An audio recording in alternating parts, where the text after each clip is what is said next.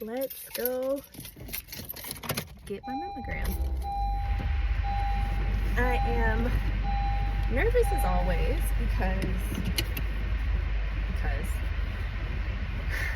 but here's hoping to good news. Okay, we are about to walk into the pavilion, and there is nothing you can tell me that will convince me that this process is not nerve-wracking.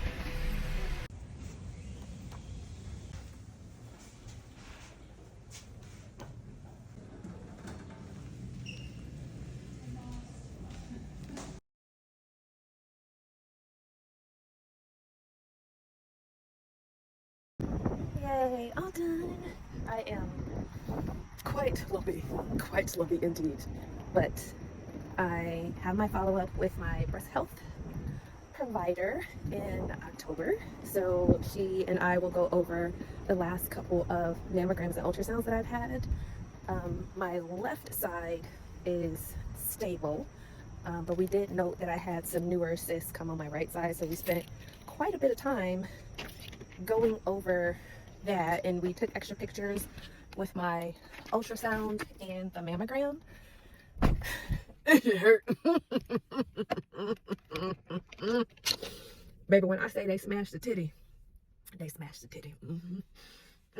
Yeah, I'm gonna put some warm compresses on it when I get home. But my mammography tech was amazing. My ultrasound tech was amazing. My radiologist was amazing. This is why I absolutely positively love working in healthcare and knowing and understanding how things work, so that is helpful, but also not being afraid to ask questions. And my mammography tech was amazing, and she was explaining everything to me as she went and telling me why she was taking the images that she took. And she's like, you know, because of how dense your breast tissue is, we'll take our first set of pictures. The radiologist will probably want to take some additional ones. In that case, you know, you might have to wait about 20 minutes, and then if she wants you to get an ultrasound, it'll probably be another 20 after that. But she's like, you're the last patient of the day, so I don't see it taking too long unless, and I was like, you don't have to finish unless another patient gets that news. And she was like, right.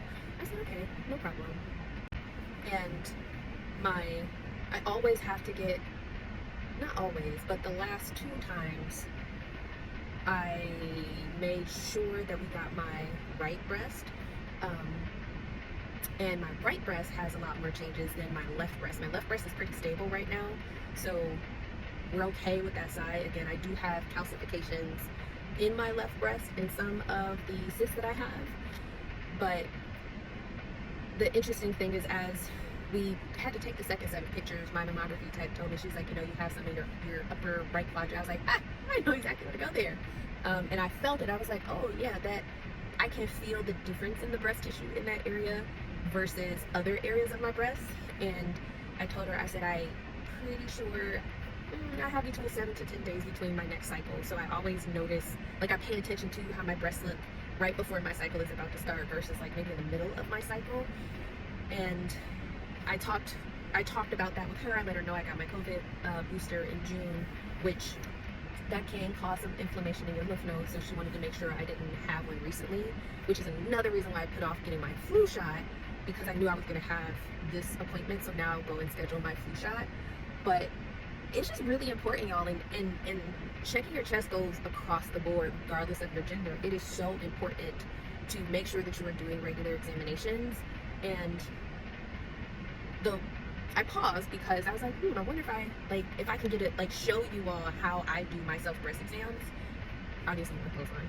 But the other thing too is, if you don't know how to do a self breast exam, there's nothing wrong with that. But you can, the next time you go to either your GYN or your primary care, you can ask them to show you how, because I did that.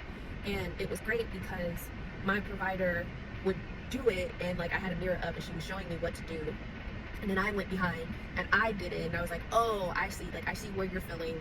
Oh, okay, I have to move my breast tissue, or like, this is why it's good to be sitting to do this exam. This is why you look over and kind of like look in the mirror. This is why you lay back and like change the positions of your arms so that you can actually feel it. Because in my case, what prompted me to get my last breast exam done by my doctor was I sometimes sleep with my arms up, and I just so happened to do this while I was asleep, and I like folded my hand and I woke myself up. It was that palpable.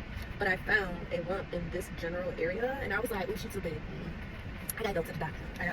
I gotta go. Um, and that's what prompted, like I said, these last images. But I'm glad I did it because that particular cyst ended up going away, and because I froze my eggs and having the hormonal birth control, we also wanted to make sure we could track the changes in my breast tissue. So that was another reason why I kept with the birth control, because that in my case helps me with a lot of different things. But it's pretty important, and it's nothing to be ashamed of. Like I said, if you don't know how to do a self breast exam, you can always ask, and I'll do a follow-up video and show you the placard that I keep in my shower. And then in October, when I go see the breast specialist, I'll let you know how that goes. But you can also, just FYI, go see a breast health specialist regardless of whether or not cancer runs in your family. Like I said, my great-grandmother had breast cancer, but honestly, I'm not sure because nobody likes to talk about those things. But because I found lumps over the years, I wasn't taking any chances, and I wanted to make sure I had a baseline established at the doctor now, so that when I am 40, we can track that change over time and moving forward. And when I have children, that'll be another time when I really want to make sure I'm tracking for any breast changes at that point. So that's it. Good news. And update, my breast health specialist has already gotten back to me and commented on my mammogram and my ultrasound. So I will see her in October.